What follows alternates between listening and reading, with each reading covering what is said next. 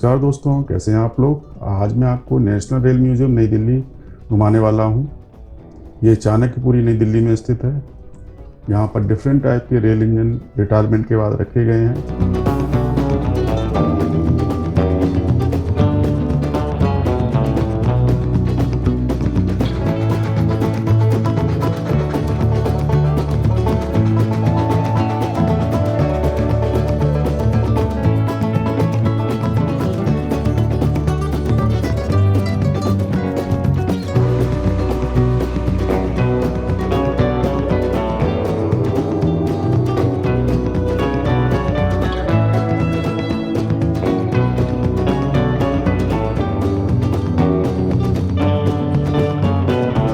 Timing है सुबह 10 बजे से शाम के 5 बजे तक और ये मंडे के दिन क्लोज रहता है। यहाँ पर पहुँचने के लिए आप मेट्रो ले सकते हैं। नियरेस्ट मेट्रो स्टेशन है जोरबाग और विश्वेश्वरैया मोतीबाग। यहाँ पर फोटोग्राफी अलाउ है, बट प्रोफेशनल फोटोग्राफी के लिए परमिशन लेनी होती है। यहाँ पर लाखों की संख्या में पर्यटक आते हैं।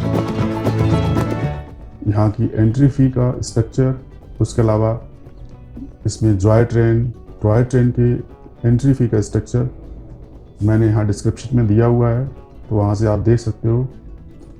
टॉय ट्रेन पूरे म्यूज़ियम का एक चक्कर लगाती है।